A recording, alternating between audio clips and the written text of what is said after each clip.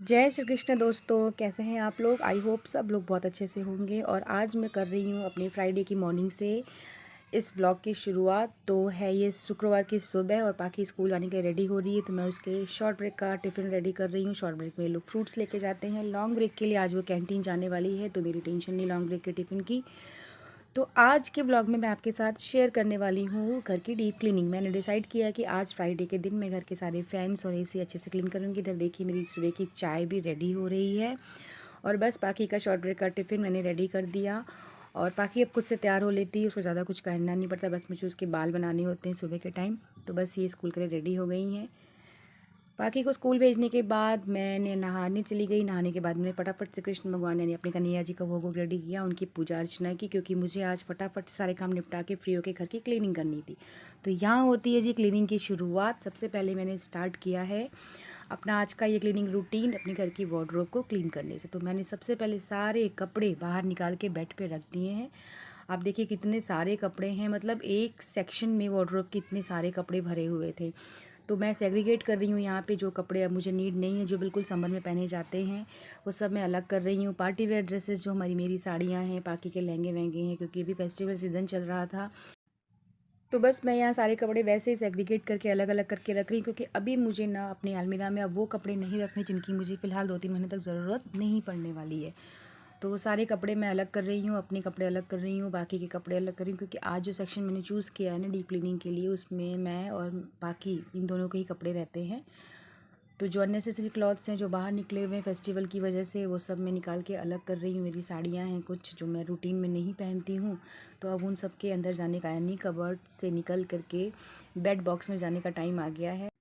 क्योंकि आ रही है दिवाली और दिवाली की क्लीनिंग स्टार्ट करनी ज़रूरी है। डे बाई डे अगर हम कुछ ना कुछ करते रहेंगे तो ही हमारी घर की पूरी क्लीनिंग हो पाएगी। तो यहाँ मैंने अलमारी को क्लीन करना यानी वार्डरोब के सेक्शंस को क्लीन करना शुरू कर दिया। स्पंज को मैंने लाइजॉल में अच्छे से डाल के स्क्वीज़ कर लिया और उससे पूरे जितने भी ये मेरे वुडन सेक्शंस हैं वार्डरोब के, उनको क्लीन कर रही हूँ, क्योंकि इसमें बहुत डस्ट हो जाती है कॉर्नर कॉर्नर पे। तो सारे सेक्शंस क्लीन करने के बाद मैंने उस पर पैकिंग पेपर जो मार्केट में मिलते हैं ना, वो मैंने बिछा दिए, क्योंकि थोड़ा नीचे कपड़ों को डायरेक्ट आप वुडन एरिया पे ना रखें तो ये अच्छा रहता है।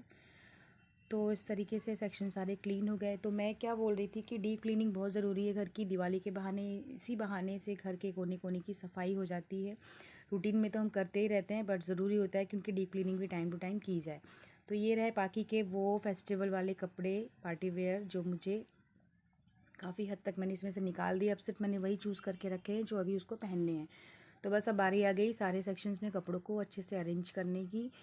इन्हीं सेक्शंस में इतने सारे कपड़े भरे हुए थे जो अभी बेड पे आपने बिखरे हुए देखे। अब मैं इसमें सिर्फ वही कपड़े रख रही हूँ जिनकी मुझे फ़िलहाल अभी ज़रूरत है दिसंबर के मंथ तक।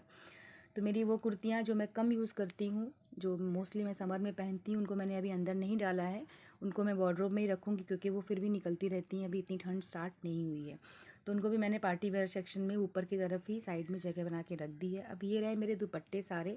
इनको मैंने प्रॉपर अच्छे से फ़ोल्ड कर लिया है सारे दुपट्टों को, और इन सारे दुपट्टों को मैं अरेंज करूँगी एक बास्केट में। आप देखिएगा मैं कैसे अरेंज करूँगी। और ये रहे मेरी कुर्तियाँ सारी जो मैं अभी पहनने वाली हूँ 2-3 महीनों तक। तो इनको मैंने नीचे के सेक्शन में रखा है। तो मीन्स नीचे का सेक्शन जो है हमारा वो यूज़ होता रहेगा, इसलिए उसमें वो कपड़े रखे हैं जो निकलने वाले हैं ऑलमोस्ट।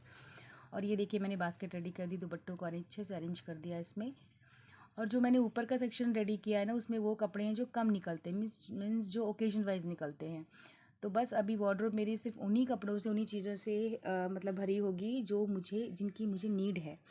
फालतू के अननेसेसरी कपड़े जो पड़े रहते हैं ना वार्डरोब में, एकदम से वार्डरोब को भर देते हैं, और फिर जब हम चीज़ें ढूंढने जाते हैं तो फिर मिलनी मुश्किल हो जाती है, क्योंकि कहाँ ढूंढें कहाँ क्या रखा है हम खुद कंफ्यूज रहते हैं।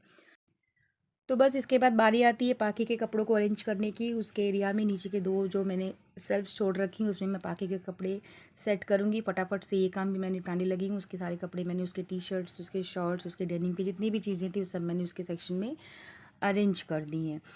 तो इससे उसके लिए भी ईज़ी हो जाता है। अभी देखो इतने सारे कपड़े लगाने के बाद भी ना फ्रेंड्स, देखिए नीचे का सेक्शन मेरा खाली मुझे मिल गया। बाकी अगर मैं आपको बोलूँ तो इसके पहले तो पूरा ही का पूरा भरा हुआ था, बिल्कुल जगह नहीं थी। तो सारे कपड़े अच्छे से अरेंज भी कर दिए हैं मैं। तो ये जो नीचे का ड्रॉर होता है ना, इसको मैंने रखा है बाकी के स्कूल यूनिफॉर्म और उसकी स्कूल की जो एसेसरीज़ होती हैं उनके लिए। इसमें मैंने इसकी पीटी ड्रेस, उनके आई कार्ड को, उनके बैचेस, वो सारी चीज़ें अरेंज कर दी। सॉक्स वगैरह हैं स्कूल के। तो यहाँ से इजी होगा पाखी के लिए एक्सेस करना सुबह जब वो स्कूल के लिए रेडी होती। तो ये देखिए वार्डरोब बिल्कुल क्लीन होके रेडी हो गई। इसके बाद का जो मेरा क्लीनिंग का नेक्स्ट स्टेप था वो था घर के सारे फैंस और एसी की क्लीनिंग करना। तो यहाँ मैंने फटाफट से सिर पे बांधा कपड़ा, क्योंकि डस्ट बहुत गिरती जब आप फ़ैन क्लीन करने जाते हो तो। और वैसे तो मुझे फेस भी कवर करना था, बट नहीं, मैं बचा बचा के कर रही थी इधर। तो यहाँ पे फ़ैन की क्लीनिंग चालू है। फ़ैन की क्लीनिंग के लिए भी वही है, सबसे पहले मैं गीला कपड़ा लेती हूँ, गीले कपड़े से उसको अच्छे से स्क्वीज़ करके जितने भी ब्लेड वगैरह हैं फ़ैन के वो क्लीन कर देती हूँ, सेंटर पोर्शन क्लीन कर देती हूँ। उसके बाद सूखे कपड़े से उसको अच्छे से साफ़ कर लेती हूँ। तो ये देखिए मेरा फ़ैन बिल्कुल चमक गया हॉल का और बिल्कुल नए जैसा हो गया है। उसके बाद बारी आ जाती है वो बेडरूम के फ़ैन की क्लीनिंग की। बहुत गंदा हो रहा था ये भी, काफ़ी टाइम से हाथ नहीं लगाया था इस पर। तो इसके साथ भी वही है, पहले मैंने स्पंज लिया, उसको स्क्वीज़ किया अच्छे से पानी में, और उससे पूरे इसकी ब्लेड और उसके सारे पार्ट्स को क्लीन किया। और क्लीन करने के बाद इसको भी सूखे कपड़े से साफ़ कर दूँगी। तो यहाँ पे मैं आपको सिर्फ ये बता रही हूँ कि दिवाली एक एक्चुअली बहाना होता है जिससे घर की डीप क्लीनिंग हो जाती है, और बहुत ज़रूरी है क्योंकि कोनों कोनों पे डस्ट जम जाती है जो हमें दिखती नहीं है। और ये जो फैंस होते हैं इनके ऊपर की हम नीचे की सफाई तो कर देते हैं जल्दी जल्दी, बट ऊपर की पोर्शन यानी ब्लेड के अपोजिट साइड पर बहुत डस्ट रहती है जिससे फ़ैन की स्पीड भी कम हो जाती है। तो वो सब क्लीन करना भी बहुत ज़रूरी होता है। अब आ गई मैं एसी की क्लीनिंग में। एसी की डीप क्लीनिंग मैं घर पे ही करती हूँ। ज़रूरी नहीं है कि आप मेंटेनेंस वाले को बुला के उससे ही क्लीन करवाएं। सबसे पहले एसी की जो फ़िल्टर की ये जो जालियाँ होती हैं इनको मैंने एसी से निकाला, और ये देखिए इस पर कितनी ज़्यादा डस्ट जमा हो रही है। इसकी क्लीनिंग बहुत ज़रूरी है क्योंकि एसी का जो कूलिंग इफ़ेक्ट है ना वो बहुत ज़्यादा इससे अफेक्टेड होता है। अगर ये गंदी रहती हैं, इसमें इतनी डस्ट भरी रहती है, तो एसी कूलिंग भी कम करता है। इनको क्लीन करने के लिए मैंने यहाँ पे टूथब्रश का यूज़ किया है। टूथब्रश में थोड़ा सा सोप लगाया है मैंने, आप चाहें तो सर्फ़ के पानी का यूज़ भी कर सकते हैं। और अच्छे से मैं इनको रगड़ के क्लीन कर रही हूँ। तो देखिए कितनी डस्ट और कितनी गंदगी निकल रही है इसमें से। और ये क्लीन हो जाती है ना तो फिर एसी आप खुद डिफरेंस फ़ील करेंगे कि एसी की कूलिंग जो है वो कितनी अच्छी और कितनी जल्दी स्टार्ट हो जाती है अगर जालियाँ क्लीन रहती। तो ये बिल्कुल प्रॉपर क्लीन कर दी है मैंने। और अब इनको मैं रख दूँगी बालकनी में सूखने के लिए। और इनको जब तक ये सूखता है तब तक चलिए एसी के अंदर की जितने भी कॉइल्स वगैरह हैं उनकी क्लीनिंग कर लेते हैं। तो उसके लिए मैंने यहाँ पे स्पंज यूज़ किया है। मैं सारी इन चीज़ों को क्लीन करने के लिए स्पंज यूज़ करती हूँ। उसको अच्छे से पानी में स्क्वीज़ करके और फिर उससे प्रॉपर जितनी भी अंदर की पोर्शन है एसी की उनको क्लीन करती हूँ। तो इससे क्या, स्पंज अगर आप कपड़ा यूज़ करोगे ना तो वो प्रॉपर कोनों में नहीं जा पाता, और स्पंज आपका अच्छे से कोनों कोनों में पहुँचता है। फिर मैंने एक सूखा कपड़ा लिया और उससे एसी की हर तरफ यानी अच्छा अंदर बाहर हर तरफ अच्छे से क्लीनिंग कर दी। और अब मेरी जालियाँ सूख गई थी तो मैंने उनको एसी में वापस वहीं पे असेंबल कर दिया जहाँ पे उनकी जगह थी। इनको लगाने के बाद जी देखिए मेरा एक बहुत बड़ा काम आज कंप्लीट हुआ है एसी की डीप क्लीनिंग का। एसी प्रॉपर अच्छे से अंदर से क्लीन हो गया है, आप भी देख सकते हैं यहाँ पे। तो मैं फटाफट से घर के काम इसलिए निपटा रही हूँ ना कि मुझे टाइम की थोड़ी शॉर्टेज हो जाती है। ये देखिए मेरा फ़ैन बिल्कुल अच्छे से चमक गया है, बेडरूम का फ़ैन और एसी। आप खुद देख सकते हैं डिफरेंस कितना आ जाता है। तो फ्रेंड्स इसके बाद मैं आ गई अपने लॉन्ड्री एरिया में, क्योंकि यहाँ बहुत सारे कपड़े पूरे वीक के इकट्ठे हो रहे थे। आज फ्राइडे का दिन है, थर्सडे को वॉश करते नहीं हम कपड़े, तो ज़्यादा कपड़े हो गए थे। तो बस फटाफट मैं वहाँ पे ये भी काम निपटाने में लगी हूँ, क्योंकि जितना काम मैं ख़त्म कर लेती हूँ घर का उसके बाद मैं बिल्कुल फ्री और रिलीफ फील करती हूँ खुद को। और मुझे बहुत सेटिस्फेक्शन की फीलिंग आती है जब मेरे घर के सारे काम ख़त्म हो जाते हैं। तो ये बस लॉन्ड्री का काम भी लास्ट काम था आज का। डीप क्लीनिंग के साथ साथ कपड़े भी मैं यहाँ पर वॉश कर रही हूँ। और एक चीज़ और बोलूँ मुझे फ्रेंड्स, इतना सारा काम करने के बाद ना अगर मुझे रिफ़्रेशमेंट किसी चीज़ से मिलती है तो वो है चाय। तो बस दोस्तों अब मैं उठाऊंगी अपनी एक कप गर्मा गर्म चाय और थोड़ा रिलैक्स फील करूंगी, आराम करूंगी, थोड़ा रेस्ट करूंगी, क्योंकि लगातार काम करने के बाद बॉडी को बीच बीच में रेस्ट देना भी ज़रूरी होता है। क्योंकि तब तक टाइम हो जाएगा पाखी को स्कूल से ले आने का, तो उतनी देर में थोड़ा सा रिलैक्स होकर देखती हूँ मैंने आज क्या क्या किया है। तो बस अब मैं आ गई किचन में। आज बना रही हूँ कढ़ाई पनीर। पाखी को पनीर बहुत पसंद है, तो बहुत सिंपल तरीके से बनाती हूँ मैं, कुछ खास नहीं करती। सारे मसालों को यानी कि प्याज, लहसुन और टमाटर को किचन किंग यानी सब्ज़ी मसाला यूज़ करिए या किचन किंग यूज़ करिए, उनके सबके साथ मिक्स करके मैं एक साथ पीस लेती हूँ। फिर लास्ट में इस तरीके से कढ़ाई में मसालों को मैं भून लेती हूँ। तो दोस्तों यहाँ पे मसाला मेरा अच्छे से भुन गया है और इसने ऑयल छोड़ दिया है। तो अब इस स्टेज पे मैं यहाँ पे ऐड कर दूँगी पनीर के टुकड़े। पनीर भी मैं घर पे ही बनाती हूँ।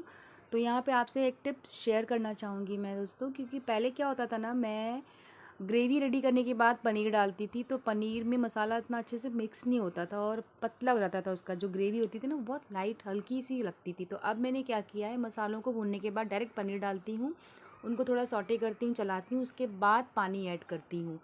तो मुझे डिफरेंस साफ़ दिखता है जब मैं ऐसे पनीर बनाती हूँ, तो जो ग्रेवी होती है ना वो बहुत थिक होती है और मसाले अच्छे से पनीर में बिल्कुल अंदर तक रच बस जाते हैं, मिक्स हो जाते हैं आप कह सकते हो। तो अब मैं यहाँ पर सॉल्ट ऐड कर रही हूँ टेस्ट के अनुसार। तो ये हो गई जी मेरी पनीर, कढ़ाई पनीर रेडी। इसके साथ मैं बनाऊँगी थोड़ी चपातियाँ, बट अभी इसको थोड़ा 2 मिनट लगेगा पकने में। तब तक चलिए मैं रेडी कर लेती हूँ आटा और बना लेती हूँ चपातियाँ। तो यहाँ पे बन गई मेरी रोटी चपाती जो भी आप कहते हो।